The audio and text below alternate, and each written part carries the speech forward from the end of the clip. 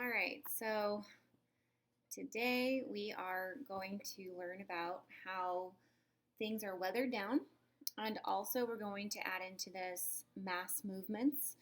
So this is part of your weathering and erosion notes that you should be filling out. This is what we glued those sheets into your notebook for. So this is the first two sections. Okay.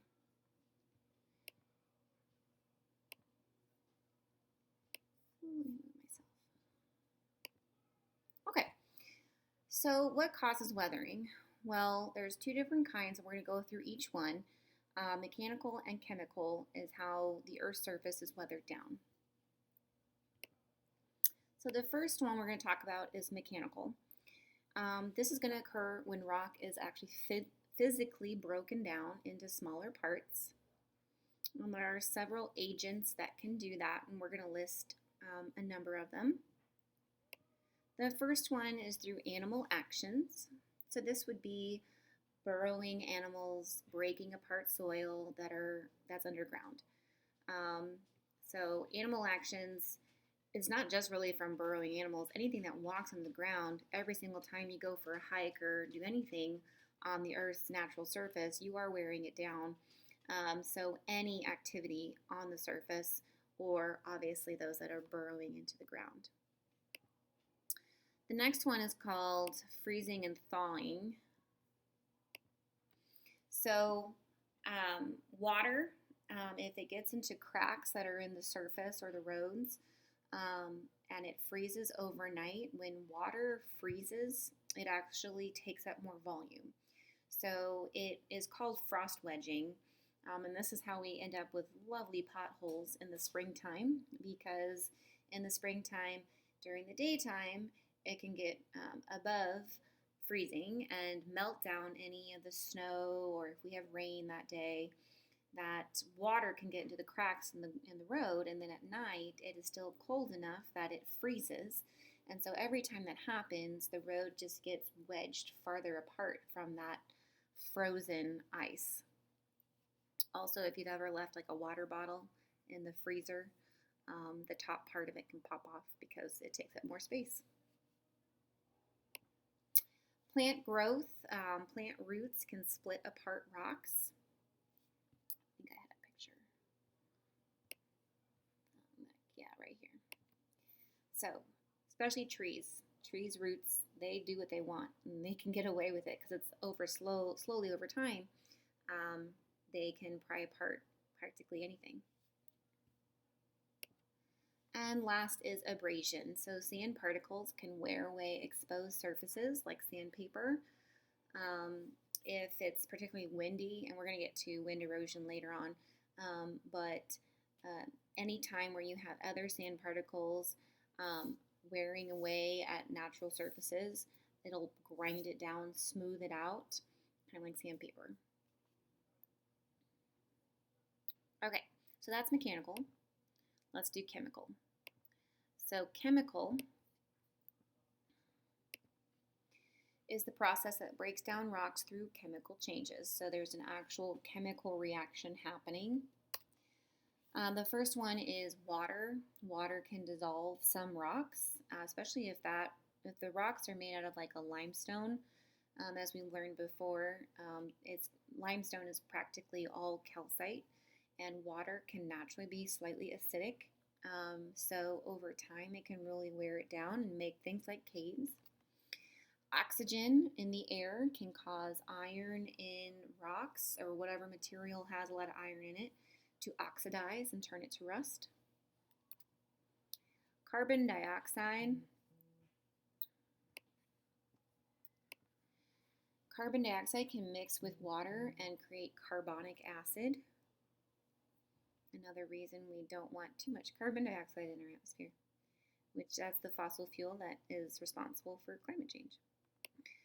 And last, acid rain, which is kind of similar to the water one, but this one would be a much higher potent solution of acid in the water that can mix with rain clouds and then rain down and cause more destructive erosion. That's a little faster acting than just normal water.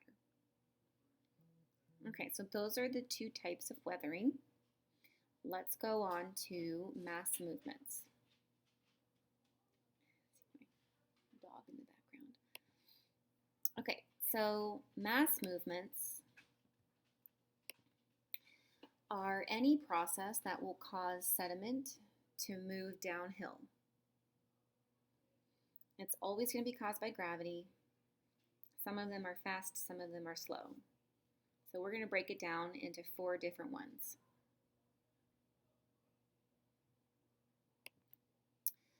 The first one is mud flows, and this is going to be very familiar since we just went over lahars, and lahars would be kind of one type of mud flow. Not all mud flows are made volcanically. Some of them just happen naturally, especially in rainy areas, especially in the upper northwest region. So any rapid, this is a very fast one, fast downhill movement, mixture of water, rocks, and soil. And this can also get made in drier areas where they're not used to having rain, so that when it does finally rain, the soil is so hard and compact in the ground because it's so dry and used to not having any water on it that it washes off and it doesn't soak into the ground. So as it washes off, it can collect any of the looser soil and dirt and stuff on the ground, and then it can make that mud flow and cause a lot of damage. So that's where you see a lot of more floods happening in regions where it's quite dry because it's not soaking into the ground. And we can have that problem in Kansas City when we go through really dry periods of time. We see much more likely of like flash flood when it rains because it doesn't soak into the ground and it just goes straight into the streets. The next one is a landslide. So landslides are when rock and soil slide quickly down a steep slope. This is going to be fast acting. This is going to be a massive amount of land, a very large amount. It is common in areas where the road was cut out to make way for like a highway, like this picture here. If you've ever driven in mountainous regions, they have signs everywhere along the road warning you of rock falling and landslides could occur, which is pretty terrifying. So earthquakes can sometimes trigger those landslides, or volcanoes are very common. Any shaking in the ground, if that ground was not very stable, it can cause the whole thing to go. And you can usually see in the, like, from a picture where a landslide happened.